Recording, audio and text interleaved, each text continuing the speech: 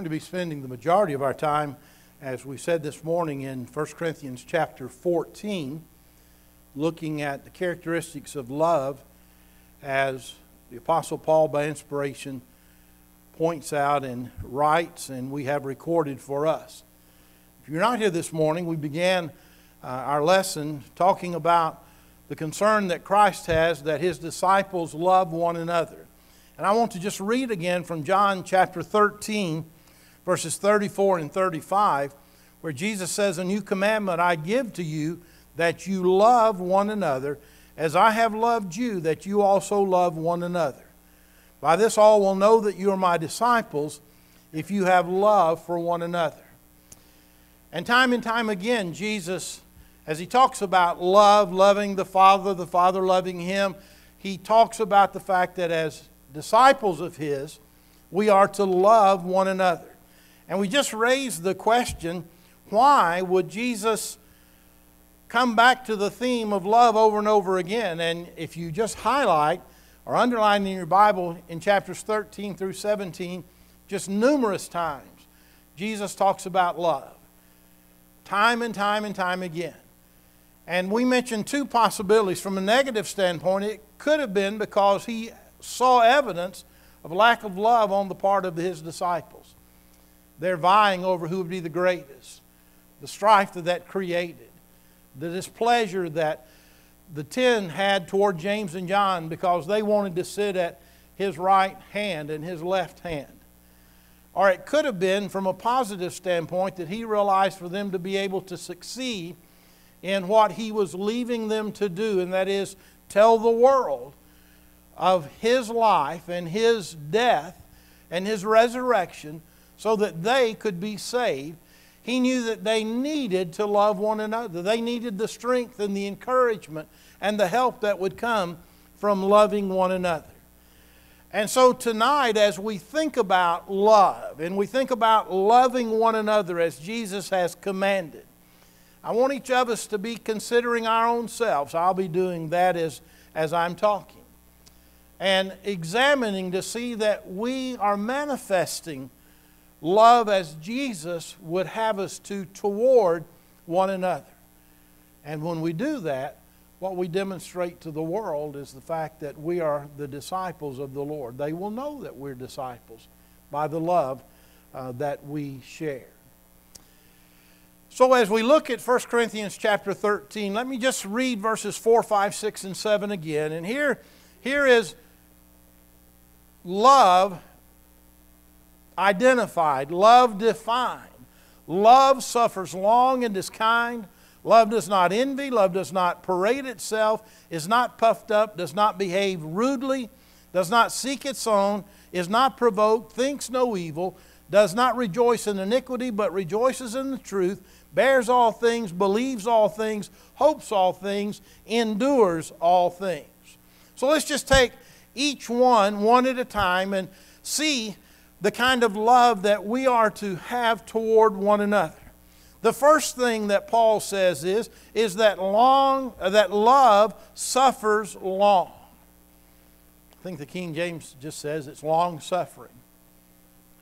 Love is that characteristic which suffers long with one another. And you know, when you think about the differences in the members of this congregation, economic differences, educational differences, just from different background differences. The level of knowledge that people have is different. The ability to be able to understand what the Scriptures teach and mean may come easier to some than to others. What is our attitude toward one another in matters like these? Well, what Paul says is that we're to be long-suffering to one another. And that just means we suffer long with one another.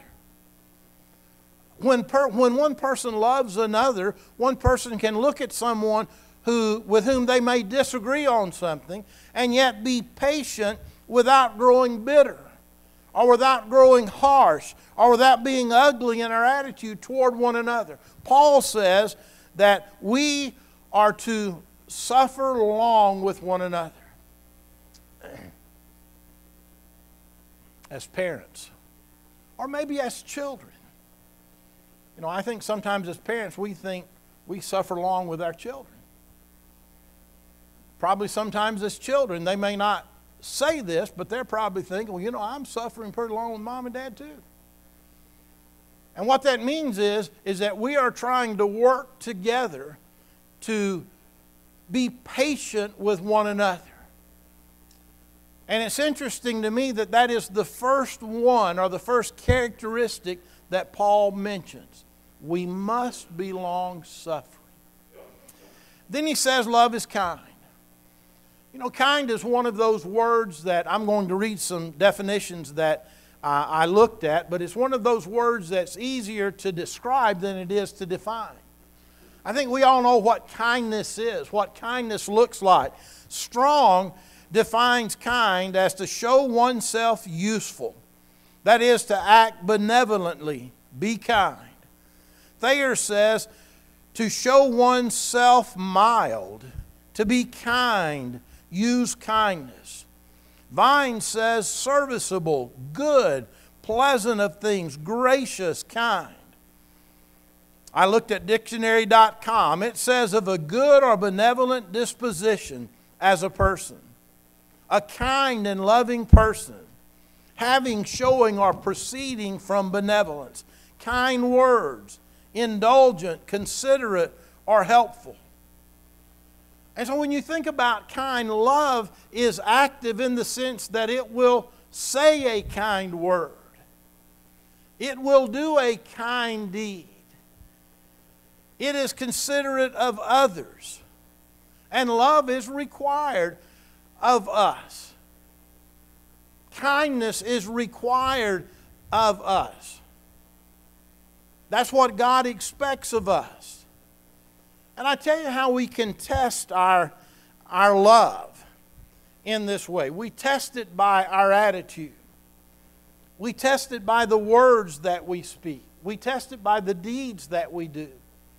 We test it by the thoughtfulness that we have toward others. And here's a good exercise that I like to do. I know who are members here. I'm a member here. And I like to just start and go down through the list of members. And what I need to ask myself is, am I kind toward, and you just start from the first to the last. And if at any point along there I kind of have a hiccup where I say, well, then I have a problem. I need to work on that. If someone has sinned against you, then what you do is you go to that person in kindness and in love and you seek to be reconciled. That is a part of love. The third thing that Paul says is that love does not envy. And in this one and the next two descriptions, he makes a note of some other types of differences. That is, some that are high and some that are low, like education or prosperity or experience or position. And Paul in these next three descriptions deals with both groups of people, the high and the low. First, he deals with those who are low in these things. Here is somebody and maybe their position is not as high, or their prosperity is not as high, or their education is not as high. Their experience is not as high. And what Paul is saying is, do not envy someone else. Now, it can work both ways, and we're going to see that in just a minute. But he says, love does not envy. Strong's just simply says it means to be jealous over. Thayer uses some stronger words. He says that this idea of envying carries with it the idea of being angry or hatred, having hatred towards somebody because of the position they have or because of the prosperity that they have. Vine says it'll move you with jealousy. And so the question is, if I'm not as well educated as somebody else, how do I feel toward people who are more educated than me? Or how do I feel toward those who have prospered at a higher level? Maybe here's somebody, they live in a nicer house, or they drive a nicer car, or they wear nicer clothes. How do I feel toward those who know more than me? They have more experience than me. Or how do I feel toward those who may hold a position that I wish I had? Whether it's on a job or leadership role in the church, elders, deacons, Bible class teachers. How do I feel toward someone that is above me? And what Paul says is that love does not envy. And I ask, am I uncomfortable? Do I despise that person? Do I wish I was in their shoes and they were in my shoes and I just can't be comfortable around that person? And if so, then I'm lacking in love. Love can rejoice with others when they prosper, when they do well, in all of their successes.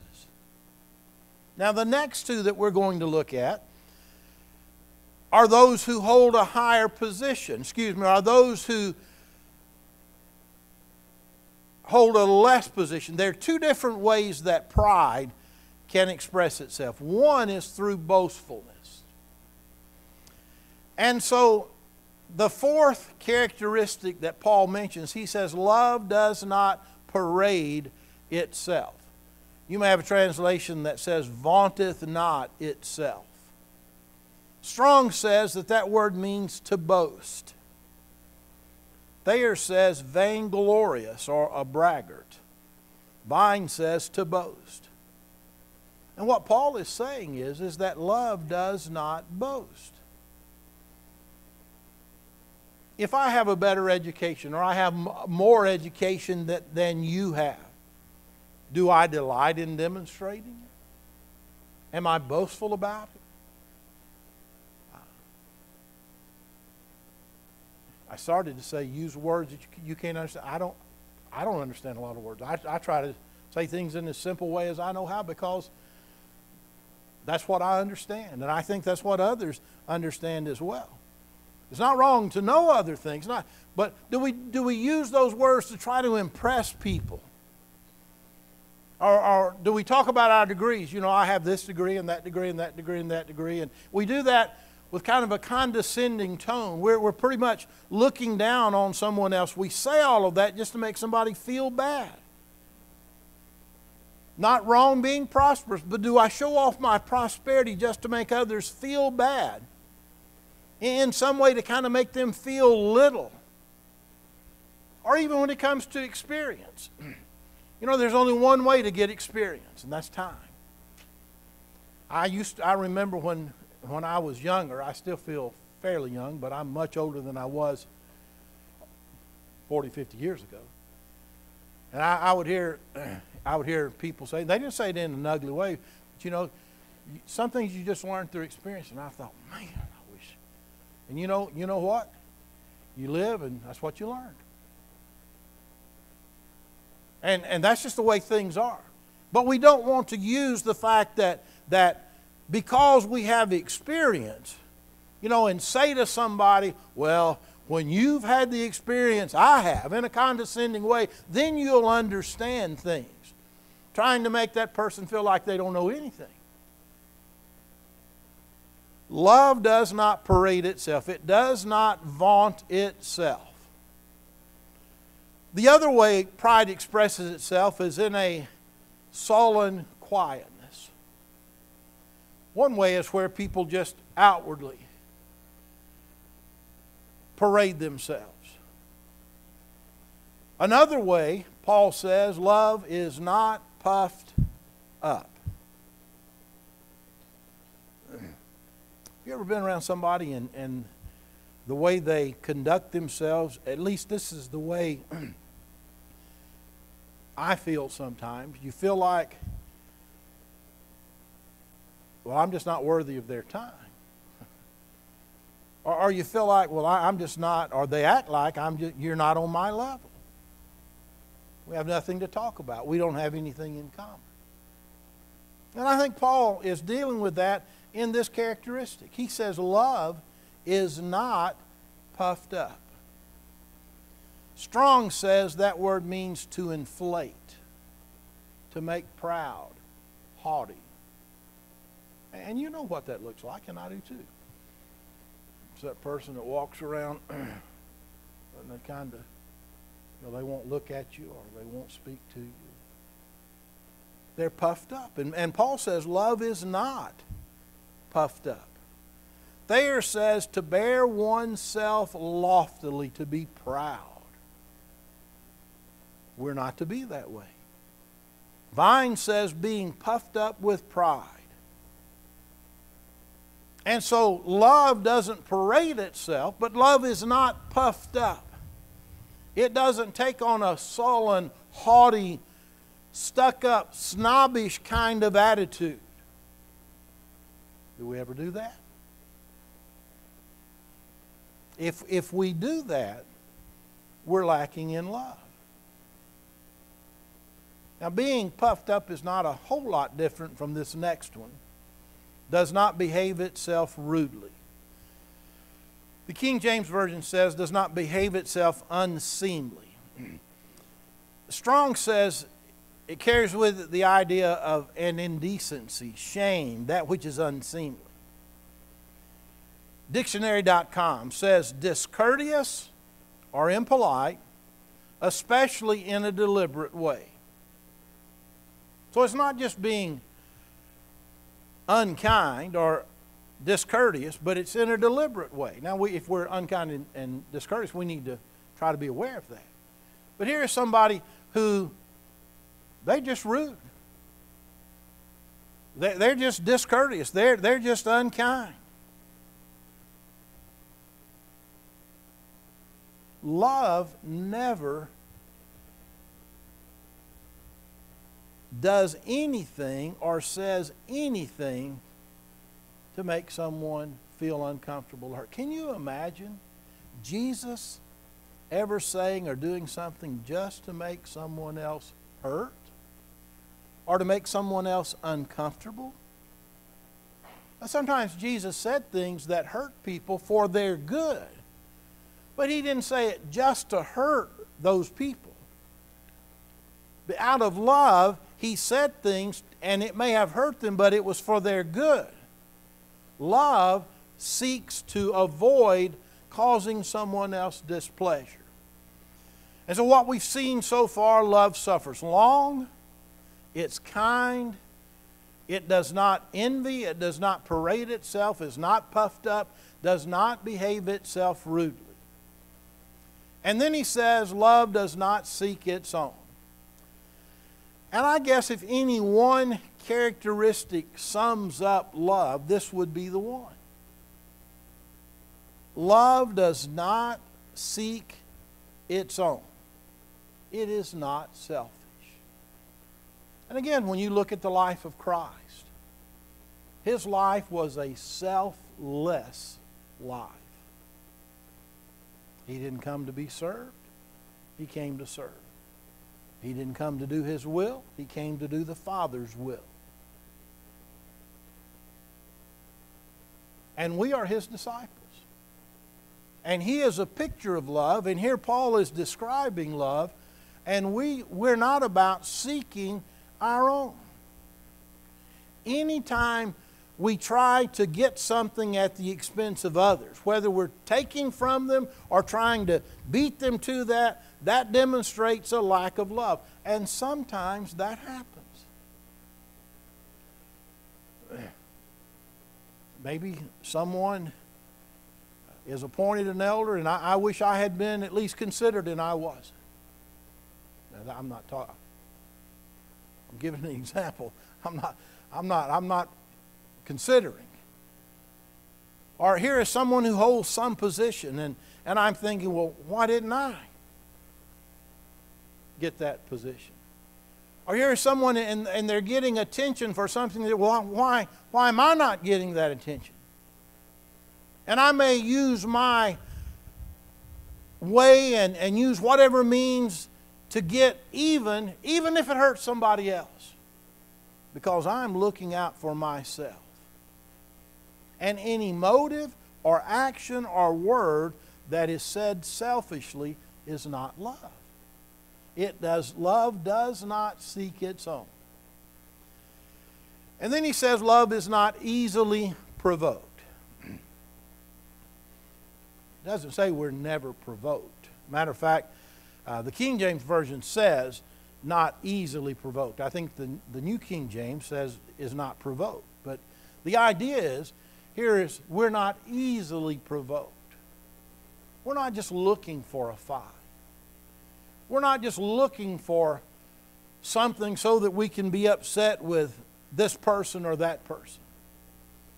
And so what happens sometimes in situations here you have a disagreement and there's side A and then there's side B and people line up on either side, and then this side questions the motives and attitudes of the people on this side, and this side questions the motive and the attitudes of people on this other side.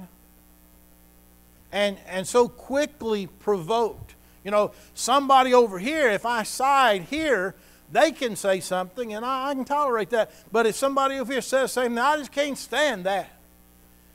We're not easily provoked. And if we find ourselves more quickly provoked at what a certain person says than I would if somebody else said that same thing, that means I need to watch my attitude toward that person. And then he says, love thinks no evil. I like what the New American Standard Version says. It says, does not take into account a wrong suffered. Does not take into account a wrong suffered. And what that means simply is this. We think the best of each other. We give each other the benefit of the doubt.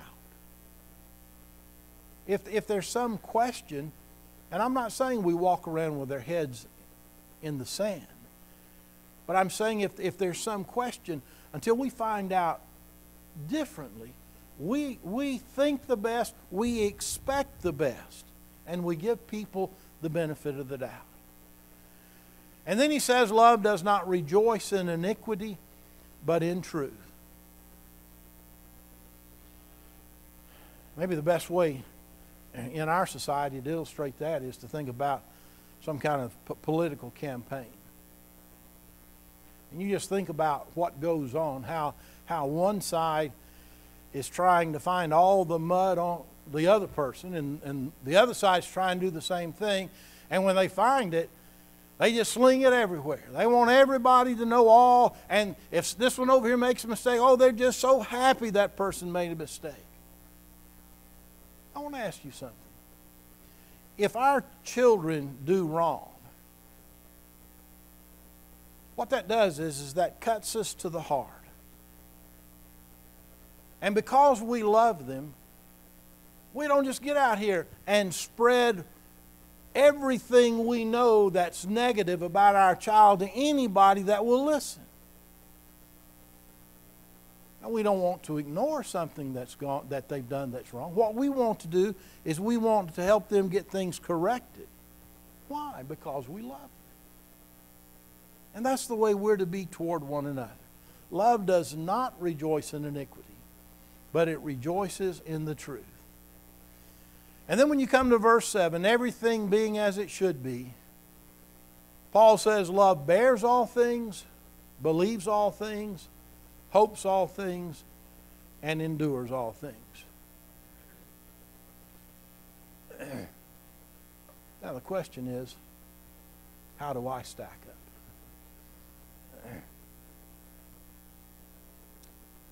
And that's what ought to concern, and that's what does concern me the most. How do I stack up? And you need to ask yourself that very same question. Let's just think of it from a congregational standpoint. How do we love one another as we should? Do all of us love one another as we should? Is there any area that we could see that we could improve in? I'm not going to ask for a show of hands. But in your mind, If you looked at this afternoon and you've thought about it as we've talked about it tonight, is there any area where you're thinking, well, you know, I need to do better? I'm going to tell you, there are some areas I'm thinking, I need to do better. Or is it possible that we may be thinking, well, you know, I've got that down. I don't have a problem. I surely hope that nobody feels that way or thinks that way. Surely all of us can see the need for trying to improve in our love toward one another. My soul will be judged on my record, and your soul will be judged on your record. I want to go back to the first 3 verses of chapter 13. Paul says, though I speak with the tongues of men and of angels, but have not love, I have become sounding brass or a clanging cymbal. Though I have the gift of prophecy and understand all mysteries and all knowledge, and though I have all faith so that I could remove mountains, but have not love, I am nothing. And though I bestow all my goods to feed the poor, and though I give my body to be burned, but have not love, it profits me nothing. And what that simply says is this: if I don't have the love that I should have toward my brethren, then I'll be lost if I don't repent of it. And I could say here all these things that I have done or could do, but if I don't have love, Paul says it profits me nothing.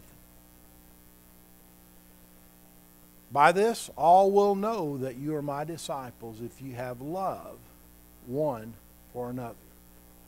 It is a responsibility of those of us who are disciples of Jesus Christ. He commands us. He expects us to love one another. And again, what I would say, just make it a habit. Get out your directory and start down that list. When you come to some name and you're thinking, I don't know, then you need to be praying for yourself. You may need to pray for that person too. You may need to go talk to that person.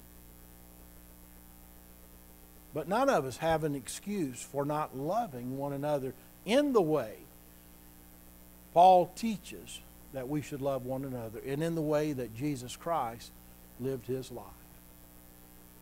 And the reason we need to have love for one another is so that we together can work and accomplish the Lord's work here at this location as we try to reach out and teach others and give others the opportunity to have their souls saved rather than to be damned eternally in hell. And that's why we are living. And when people see us loving one another as we should, that will impress them. There's something on television. I didn't see it. Melinda was telling me about it this afternoon. She said there was an interview years ago, but this happened 20-something years after the bombing of Pearl Harbor. And they were talking to a Japanese gentleman who had been responsible in helping plan the bombing of Pearl Harbor. And I don't know what the circumstances were. I didn't get out, but what I know is he was around Americans, and he was around Americans who knew something about God, who knew something about Christ. And he said that in spite of what he had done, these people were kind to him. They were concerned about him. And now, and I'm going to use this term in the way the world uses this term, now he is a Christian. I don't know if he obeyed the gospel. But what I'm pointing out is that because people that he had tried to destroy, at least the nation from where these people are from, because they treated him with kindness, he saw something that he did not have. And he was exposed to Jesus Christ. He was exposed to God. And that's what love will do. And people see that. And when they see that, and they don't have that, then they'll want that as well. And may God help us love one another as we should. And if we love God the way we should and Christ the way we should, then we'll continually be working to improve on our love toward one another. And we want only the best for each other. We want to be helpful to one another and supportive of one another. We're going to sing the song that Tim has announced as we sing this song. If there's anyone who